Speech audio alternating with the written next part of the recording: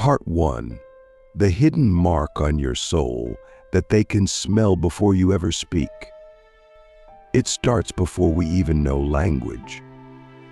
Before we've chosen a single path, made a single decision, believed a single lie. The moment we take our first breath, something in the unseen realm shifts. A flare goes up, a signal is sent, and while those around us may just see a baby, the unseen sees something different, an anomaly in the cycle. A soul that doesn't belong to the world. A frequency that doesn't match the program. That's when the darkness begins to circle. Not with violence at first, but with interest and with curiosity. Because they recognize something most of us don't. Chosen ones are born with a vibration that threatens every system built on control. You've probably wondered why your life has felt like a battlefield since the beginning. Why you've never been allowed to coast. Why peace seems fleeting while others seem to live in ignorance, unbothered. It's not random. It's not karma. It's not just bad luck. It's because you were born with a frequency that echoes through realms, and demons are drawn to it like predators to heat. They're not chasing you because you're weak, they're chasing you because of what you carry. Because if you ever unlock it, they lose their hold not just on you, but on everyone you're meant to awaken. The dark reason they always find us is because we disturb the lie. We don't even have to speak, we just arrive, and the atmosphere shifts. Families get uncomfortable. Friends begin to distance. Teachers don't know what to do with us. Our presence alone becomes disruptive. And that disruption is the signal. It's how they know. Because while the world is distracted by appearances, demons are watching frequency. They are watching vibration. They are watching the unseen blueprint of your soul. And when they see one that carries codes of liberation, they act fast. Click subscribe to this channel to get more profound insights. They often meet us through trauma, through repeated emotional violence, through absent fathers, narcissistic mothers, betrayal from those we trusted most. It's not personal, it's tactical. Because the earlier they can fracture you, the harder it becomes for you to remember who you are. They don't have to possess you, they just need to program you. If they can get you to believe that you're broken, unworthy, or powerless, they win without a fight. And that's the strategy. Attack the chosen before they ever realize they're chosen. Let me ask you something uncomfortable. How many of your beliefs about yourself were ever truly yours? How many were planted, whispered, repeated until they became internalized? And what would happen if you started to question them not from a place of self-doubt, but from spiritual rebellion? Because here's the truth they never wanted you to even consider. Most of your pain was never punishment. It was the enemy's preemptive strike against your potential. You weren't being punished. You were being targeted because your awakening would cost them too much. Most of us don't realize what's happening until much later. We think we're just emotionally unstable. We think we attract toxic people. We think we're too sensitive, too intense, too much. But what if all of that was evidence of your gift? What if your emotional depth was a radar system the world has tried to medicate, suppress, or shame? What if the very things you've been told to hide were actually the exact tools you'd use to become free? You see, chosen ones are never meant to blend in. We are born to interrupt, to question, to challenge. But the world does not reward those traits. It punishes them. And demons exploit that punishment. They make sure you feel isolated. They make sure you question your sanity. They manipulate your empathy, weaponize your compassion, and use your loyalty against you. All so you never realize that your pain isn't proof of your weakness, it's evidence of your mission. There's a dark spiritual economy at play. Every chosen one that stays asleep benefits the system. Because if you don't rise, you don't activate others. If you don't awaken, you don't disrupt the matrix. If you don't claim your power, you don't become the mirror that forces others to face their own shadows. So they keep you busy, distracted, confused, addicted to approval, obsessed with healing to the point that you never actually step into wholeness. Because a chosen one who is constantly fixing themselves never realizes they were already powerful. We've been taught to fear demons as monsters, but they rarely come that way. They come as patterns, as addictions, as toxic relationships, as inner voices that sound like our own. They wear the mask of logic, of doubt, of shame. They speak through the mouths of people we love. And that's why it's so hard to detect them, because they don't break in. They use what's already broken. That's why your healing is not just for you, it's for your discernment.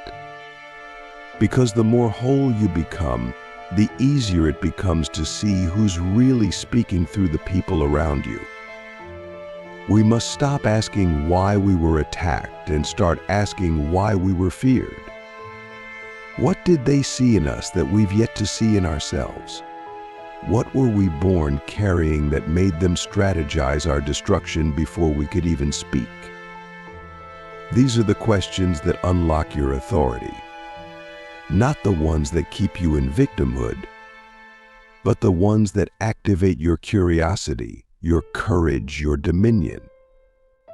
Because once you stop blaming yourself for the battle and start studying the battlefield, you stop being a target and start becoming a force. The dark reason they always find us is because we were never meant to hide. We were meant to be found, not by them, but by ourselves. And the sooner we realize that, the sooner the attacks lose their grip. Because the truth is, spiritual warfare doesn't end when you become strong, it ends when you become aware. When you stop reacting and start remembering. When you stop defending and start declaring. When you stop running and start embodying. They show up when you're close to a breakthrough. Have you noticed? Right before something shifts, right before you level up, right before that opportunity, that realization, that divine connection, suddenly chaos erupts, people betray you, energy gets heavy, doubt creeps in. Why?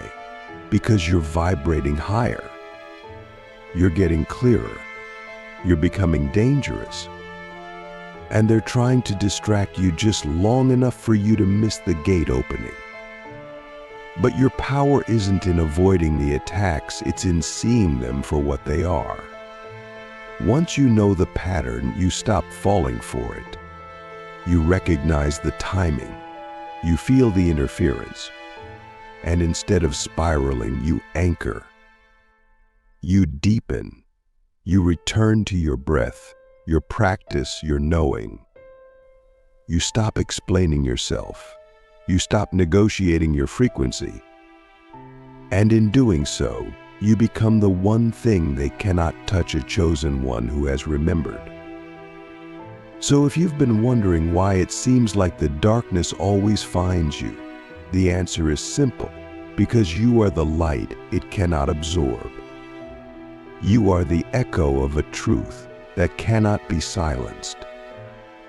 You are the beginning of a shift that cannot be stopped. And they know it. That's why they came for you. That's why they still try. But now you know.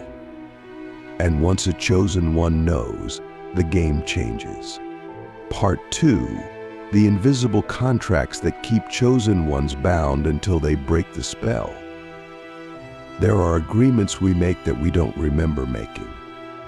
Silent contracts signed in moments of pain, trauma, or confusion. Not with paper and pen, but with energy, emotion, and belief. These contracts are invisible, but they are powerful. They shape our choices, our relationships, our patterns, and demons exploit them with surgical precision. They don't need to possess us when they've already programmed us to betray ourselves. All they need is for us to keep saying yes to things that drain us, silence us, and keep us small. And most of the time we do because we think it's love. We think it's loyalty. We think it's normal. The most dangerous agreements are the ones we make in childhood. When we say, "I'll never speak up again," after being shamed. Or "I'll always take care of everyone else," after being made responsible for others' emotions. Or "I'll be who they need me to be, just to survive." These are not just thoughts. They are energetic contracts.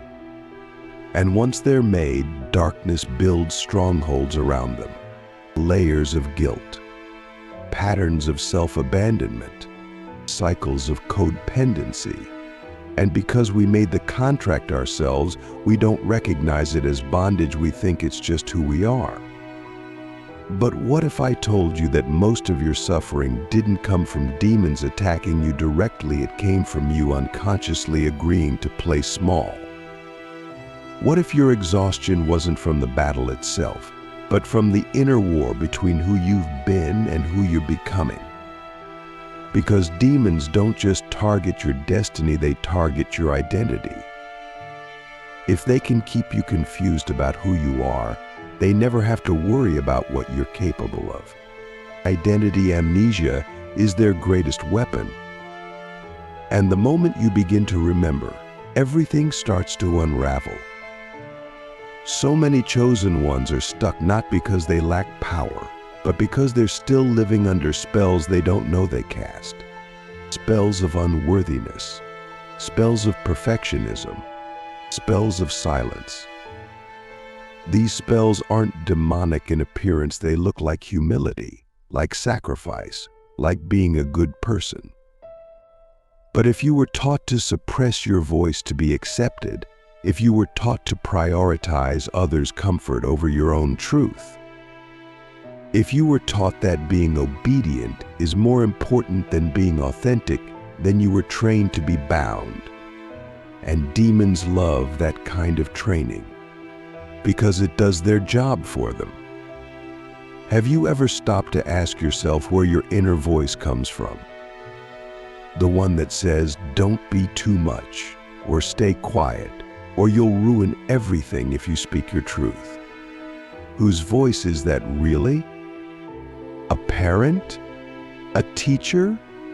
A religious figure? Or does it go even deeper into collective memory, ancestral wounding, generational trauma? Because chosen ones don't just carry their own contracts, they often carry the unhealed covenants of their bloodline. And until someone breaks the pattern, it repeats, over and over, generation after generation. This is why your awakening is so costly. Because it's not just about your freedom, it's about the liberation of everyone connected to your name. You're not just breaking your own chains. You're breaking ancient agreements that have kept your lineage bound in cycles of silence, shame, and suffering. That's why the attacks feel so personal. Because they are. You're not just a threat to one demon. You're a threat to an entire ecosystem of spiritual oppression. And the moment you realize that, you stop playing small. You stop apologizing for your power. You stop negotiating with your calling. But here's the hard truth. You cannot break a contract you're still benefiting from. If you're still attached to being liked, being needed, being the one who never makes waves, you'll resist your own freedom. Because freedom requires clarity. It requires solitude. It requires saying no to things that once made you feel safe. And that's terrifying for a moment. But only for a moment. Because on the other side of that fear is the kind of power you've only glimpsed in dreams. Have you noticed that every time you begin to rise, something tries to pull you back? A thought, a person, a memory, a sudden wave of heaviness. That's the contract trying to reassert itself. That's the old system panicking. Because your elevation threatens its existence. And it will do whatever it can to keep you in agreement, even if it has to use your own voice against you. Even if it has to make you feel guilty for wanting more. Even if it has to convince you that playing small is the spiritual thing to do. Let me ask you something soul deep. Where are you still shrinking to be loved? Where are you still betraying yourself to keep the peace? Where are you still wearing masks so you don't trigger others' discomfort? Because wherever you're doing that, there's a contract still active. And it doesn't break by accident. It breaks by choice, by awareness, by sacred rebellion. And yes, it might cost you relationships. But what if those relationships were only sustained by your silence? Chosen ones are often afraid of being alone. But what we don't realize is that the solitude we fear is the very space where the contract breaks. In solitude, you hear your real voice. In solitude, you feel the weight you've been carrying for others. In solitude, you begin to remember what you were like before the world told you who to be. And once you remember, you can't go back. You can't pretend. You can't unsee the truth. You either choose alignment or you choose comfort, but you cannot have both. Demons count on your loyalty to your old self. They know you'll grieve the version of you that kept everyone happy. They know you'll hesitate when you realize that awakening means separation. But what they don't expect is that moment when you choose truth anyway. That moment when you say, "I'd rather be alone and aligned than surrounded and suppressed." That's when the spell breaks. That's when the contract dissolves. That's when the silence inside you turns into thunder. You begin to speak differently, not louder but clearer. You stop explaining yourself. You stop performing. You stop proving. You stop asking for space and start taking it. And some people won't like that. They'll say you've changed. They'll say you're selfish. They'll say you're difficult. But what they really mean is this: you're no longer manageable. You're no longer programmable. You're no longer in agreement with the system they depended on. And that's when the energy shifts. That's when the attacks lose their grip. That's when you stop being reactive and start being radiant. Because you're no longer operating from fear, you're embodying frequency. The frequency of sovereignty. The frequency of remembrance. The frequency of divine defiance that says, "I remember who I am, and I refuse to forget again." So if you feel like you're being pulled in two directions right now between the life you know and the one that's calling you, ask yourself, what contract am I afraid to break? What comfort am I still clinging to?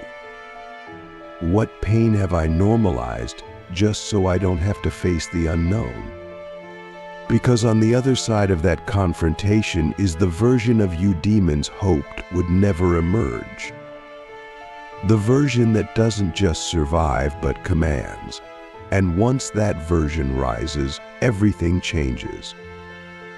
Your energy speaks before you do. Your presence becomes a boundary. Your truth becomes a mirror. You stop chasing alignment and start embodying it. You stop fearing the darkness and start illuminating it. And when that happens, you're no longer just a chosen one, you're a liberator, or a catalyst, a breaker of chains. Part 3. When a chosen one fully awakens, the entire system begins to collapse.